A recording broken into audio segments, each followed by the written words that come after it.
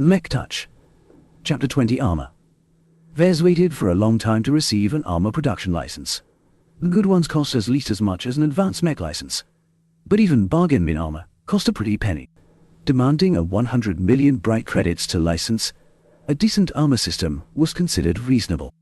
Of course, if Vez was really desperate, he could license outdated armor, or even stuff that was so old, its owners didn't even bother charging a license for its use. The latter was useful if Vez made a civilian mech, such as a machine designed to lift containers in warehouses, or sow crops in a farm.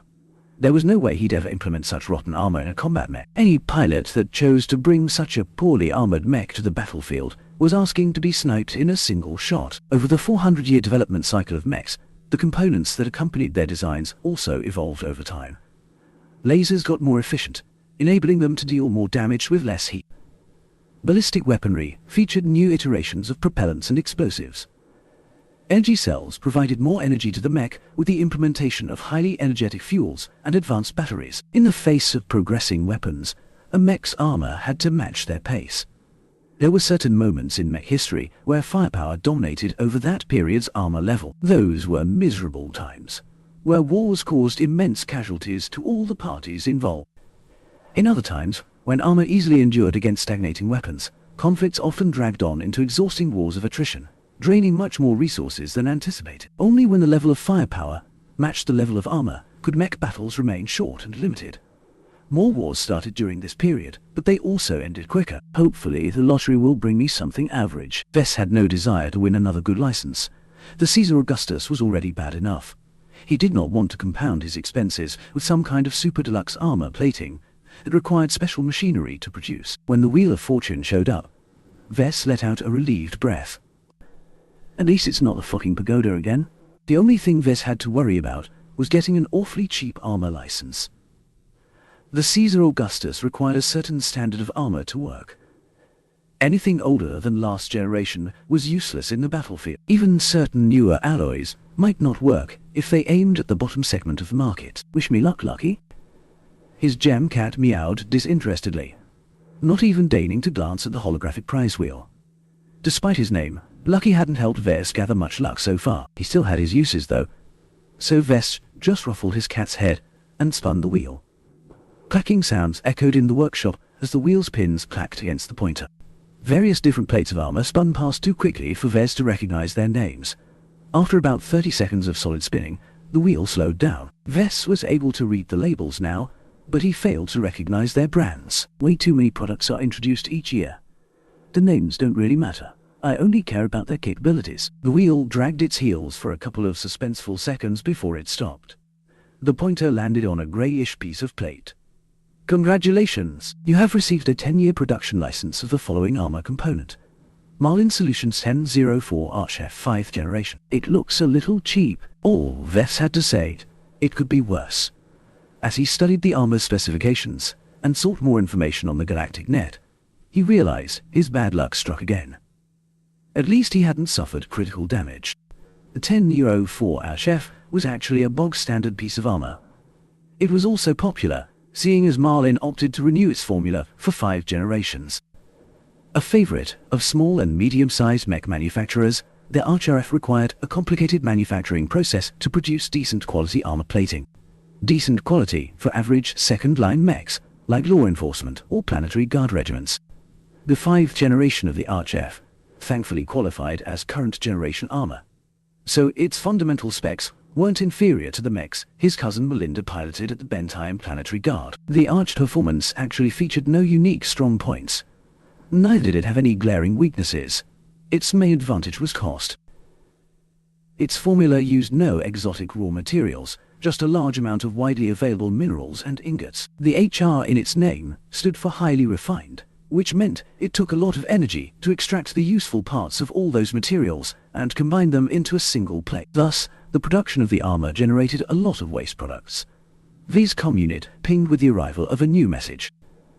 Just like with the Caesar Augustus, one of the system's shell companies sent him the production license for the Archef via the galactic net. After combing over the license agreement and finding nothing amiss, he signed it and sent it back to the fake institute. The system would take care of the rest of the paperwork, like registering his license at Marlin Solutions and the local branch of the Mech Trade Association. He unpacked his virtual box of raw materials next. A huge set of containers got dumped in Vez's storage area, practically filling it up halfway.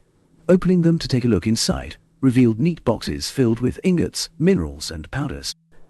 Damn, 200 tons should be enough for a couple of mechs with plenty to spare if I had any other armor license. But the RJF wastes so much input that I'm not even certain I can produce enough plates for 2 mechs. If Vess bought the 200 tons from the open market, he'd have to cough up almost 20 million bright credits. Processing them into finished plates of armor used up a lot of energy and a fair amount of time, so he also needed to pay tens of thousands of credits in his next electricity bill. This was also why he appreciated the system's rewards for this mission. The materials gifted to him saved an enormous amount of trouble. For most mechs, armor plating costs the most, due to its excessively high material needs. Other components such as the power reactor and engines demanded a lot of precision in its manufacturing, but asked a lot less of its materials. Their main value lay in their sophisticated architecture, which fell under intellectual property that the license already covered. Vess had checked the price of a 10-year Caesar Augustus production license shortly after he first got it. Such prices weren't made public, so he had to visit a couple of mech fan sites to find a couple of estimates. The license's price supposedly ranged from 500 million to up to 2 billion bright credits. Jason stuffed his mech full with goodies from different companies. It's no wonder they all want a piece of the pie when he licenses out his mech. That was the way business worked. It was extremely fortunate that Vess had earned the licenses through the system. If he had to resort to other means, he might have been forced to sign away his independence. For example, a competing manufacturer might lend his leftover licenses if Vess sold a majority stake of his company's stock. To any other mech designer, they'd feel fortunate if someone decides to invest in their startups. To someone who has the system like Vess, it'd be satisfying thirst by drinking poison. He refused to be shackled by anyone. With only about 4 weeks left, until the start of the Young Tigers exhibition, Vess wanted to complete a viable design that he could show off to the elites attending the event. The manufacture and sale of any model based on the Caesar Augustus was still too difficult for Vess to achieve by himself in the limited time before he had to meet his interest payment. Even though the base model could still compete with current gun models, the Caesar Augustus only had a very small circle of customers. It was not viable to produce the mech first and put out a few ads on the galactic net to sell later. It might take years for some random pilot looking to buy a cheap elite mech to stumble upon his work. By then, he'd already be bankrupt. No, it's better to seek out a customer first. I won't be wasting the remaining half-month I have left. I don't want to do a fruitless job manufacturing a mech. I'll never earn anything from its sale. Hopefully a lot of wealthy people will visit this year's yacht. Anyway, let's not put the cart before the horse. I need to get to work with the new design. Vess loaded the Mech Designer System's exclusive designer and looked at his available models. He considered iterating on the Nero Redividus, which would save him a lot of time, or start over from the base model. Both choices had their pros and cons. While I'm rather short on time, 4 weeks should still be plenty. What's more important is that I start designing a variant with the X-Factor in mind from the beginning. If I keep working on the Nero, I'll just muddle it further by blending in different emotions and intents. He'd certainly be able to design a decent mech, just not one with a strong X-Factor. The X-Factor doesn't matter very much if I'm designing a mass production model. But if I want to sell something based off the Caesar Augustus, I need to tailor it to an elite who treasures his mech as a part. I absolutely can't be casual about this point.